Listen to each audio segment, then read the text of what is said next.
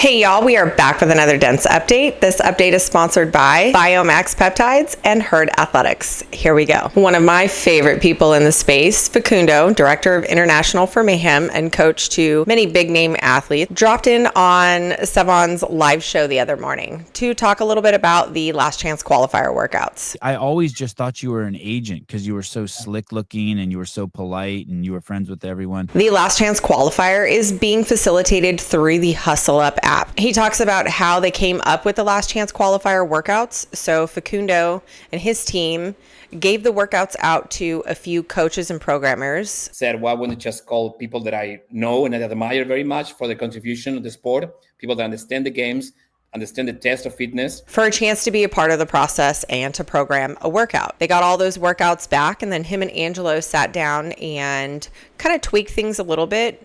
Everybody that was programming didn't know what the other person would program, so there were some adjustments that had to be made there in order to make it a, fair and balanced test. A lot of great feedback on the quality of all of these workouts. In real time, we were all discussing right when they got released, and everyone's like unanimously was like, holy shit, these are really good.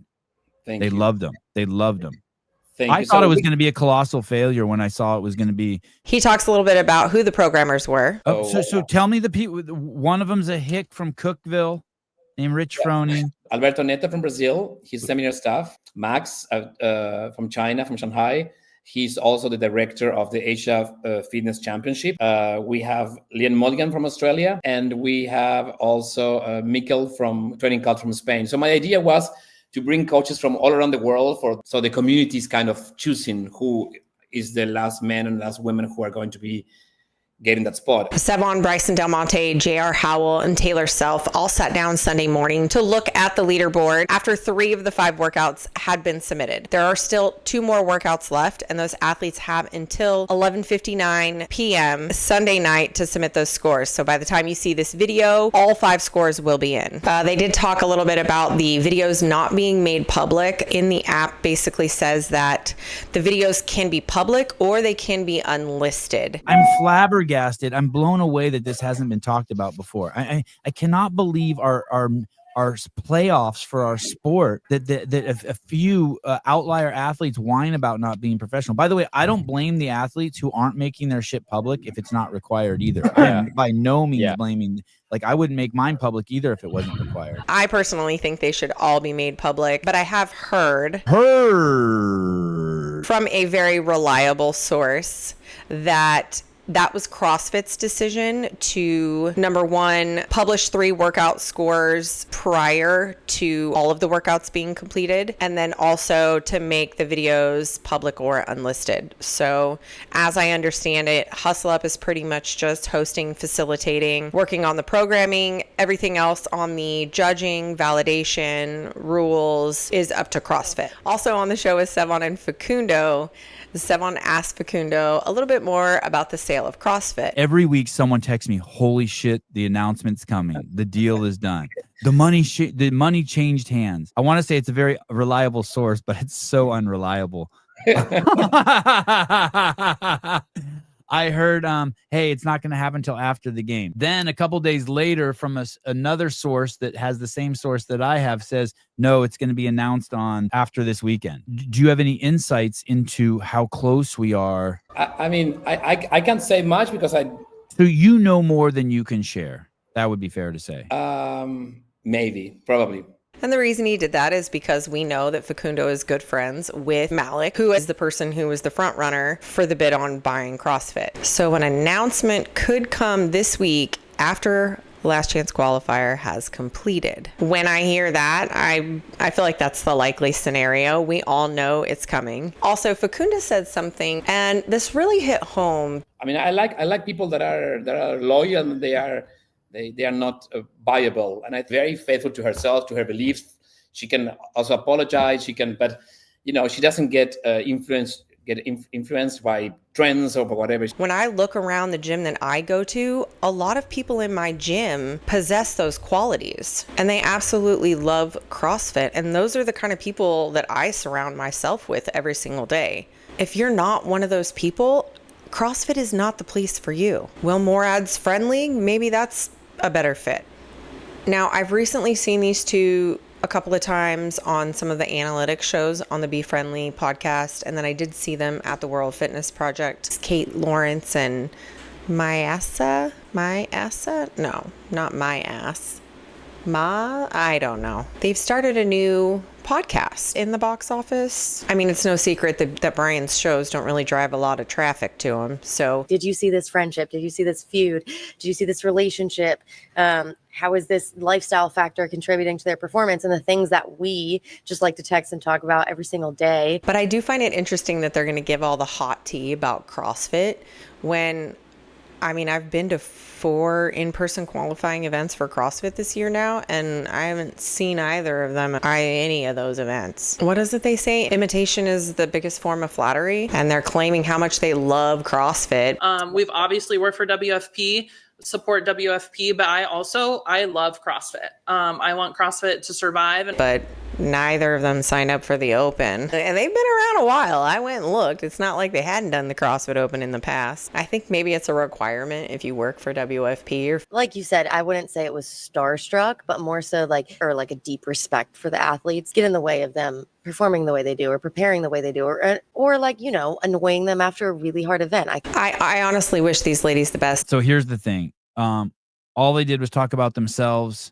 and soon that you know right away. So that's what happens with people who start podcasts. They think that they have so much to say, but really they have nothing to say, and they realize that after 2 or 3 episodes. I just hope they haven't seen Brian's bag of toys. It's full of Brian's bag of tricks. Oh, Brian Friend has a lot of testosterone. He's got a massive bag of dildos to back it up. And some people buy a large duffel bag and stuff it with dildos. If you want to watch their new podcast, you can find that on the Be Friendly Fitness YouTube channel. Ben Alderman and Blair Morrison, event directors of Norcal Classic, were on with Andrew Hiller and Tyler Watkins live on Hiller's YouTube channel the other day to talk about all things Norcal Classic.